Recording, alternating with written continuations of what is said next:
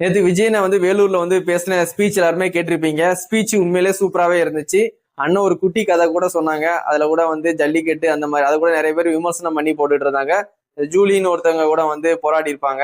அந்த லேடி கூட வந்து ஒரு ரீல்ஸ் போட்டு விட்டுருந்தாங்க. அதை கூட வைரல் பண்ணி விட்டுட்டு இருந்தாங்க. நான் கூட வந்து வாட்ஸ்அப் ஸ்டேட்டஸ் என்னோட ஐடியில வந்து அந்த ஜூலி பேசினதை போட்டேன். இந்த மாதிரி ஜல்லிக்கிட்ட வச்சு ஒரு உதாரணமா ஒரு கதை சொன்னாங்க. அதை வச்சு ட்ரோல் பண்ற மாதிரி ஜூலி வந்து ஒரு வீடியோ போட்டது வந்து நேற்று ஃபுல்லாமே வைரல் ஆகிட்டு இருந்துச்சு. நேற்று விஜயண்ணா வந்து மக்களுக்கு என்னென்னலாம் பண்ண போறோம் அப்படின்னு சொல்லிட்டு வந்து வாக்குறுதி கொடுத்துருக்காங்க. இந்த மாதிரி வந்து பெண்களுக்கு சேஃப்டி, குழந்தைகளுக்கு பாதுகாப்பு, அதுக்கப்புறம் வந்து போதைப் பொருள்லாம் ஒழிப்போம், சரிங்களா, ஒரு நல்ல ஆட்சியா இருக்கும் அப்படின்னு சொல்லிட்டு வந்து அண்ணன் வந்து பேசிட்டு இருந்தாங்க. உண்மையிலே ஸ்பீச் வந்து சூப்பராகவே இருந்துச்சு. அண்ணன் சொன்ன அந்த கதையும் குட்டி ஸ்டோரியும் நல்லாவே இருந்துச்சு.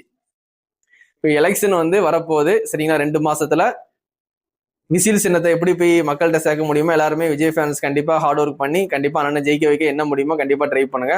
அண்ணன் வந்து நிக்கிற தொகுதியில கண்டிப்பா ஜெயிச்சிருவாங்க. ஆனா அண்ணன் நிப்பாட்டுற கேண்டிடேட்டு வின் பண்ணுவாங்களா மாட்டாங்களான்னு கன்ஃபார்மா தெரியல. இந்த டைம் வந்து எலெக்ஷன்ல சிஎம் ஆகிறது கஷ்டம். கண்டிப்பா டிவிக்கே வந்து ஆட்சியை பிடிக்கும். ஆனா அந்த 2026 இல்ல, 2031 கண்டிப்பா வந்து வின் பண்ணணும்னு எல்லாருமே சொல்றாங்க. நான் சொல்லல, நிறைய பெரிய பெரிய விமர்சனம் சொல்றவங்க சொல்றாங்க. அவங்க சொல்லும் போது இருக்கிற ஃபேக்டை தான் அவங்க சொல்றாங்க.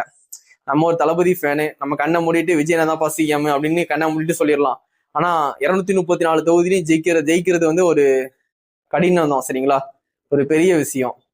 அண்ணன் வந்து 234 தொகுதியிலையும் நிக்க முடியாது, ஒரு தொகுதியில தான் நிக்க முடியும். அதனால வந்து மற்ற கேண்டிடேட்லாம் ஜெயிப்பாங்களா மாட்டாங்களான்ட்டு டவுட்டு தான். அப்படி பார்க்கும்போது இந்த டைம் வந்து ஓட்டு வந்து டிவிக்கு வந்து நிறைய வாங்குவாங்க, அதுல யாருக்குமே டவுட்டே இல்லை.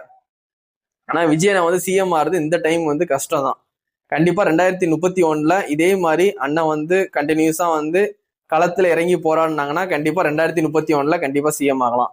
இப்போதைக்கு இந்த எலெக்ஷன்ல அண்ணன் வந்து கண்டிப்பா எம்எல்ஏ ஆவாங்க. கண்டிப்பா அண்ணன் நிக்கிற தொகுதியில அண்ணன் கண்டிப்பா ஜெயிப்பாங்க, அதுல எனக்கு நம்பிக்கை இருக்கு, சரிங்களா. அந்த எம்எல்ஏ விஜய் வந்து எம்எல்ஏ ஆகணும், விஜய் நான் வந்து எம்எல்ஏ கேண்டிடேட்டா நின்று எம்எல்ஏ ஆகணும், அதுதான் நான் வெயிட் பண்ணிட்டு இருக்கேன். சிஎம் ஆனாலும் எனக்கு சந்தோஷம் தான். ஆனா சிஎம் ஆகுறது இந்த டைம் வந்து கஷ்டம்னா எல்லாருமே சொல்றாங்க. 234 தொகுதியில இந்த டைம் வந்து டிஎம்கே தான் திருப்பியும் வந்து நல்லா வலுவா இருக்காங்க. அப்படி இல்லாட்டி ஏடிஎம்கே, டிவிகே வந்து 3rd பிளேஸா 2nd பிளேஸா, இதான் வந்து போட்டியா இருக்குன்னு சொல்றாங்க. நம்ம வெயிட் பண்ணி பார்ப்போம். எலெக்ஷன் ரிசல்ட் எப்படி வேணாலும் மாறலாம், சரிங்களா, நம்ம வெயிட் பண்ணி பார்ப்போம்.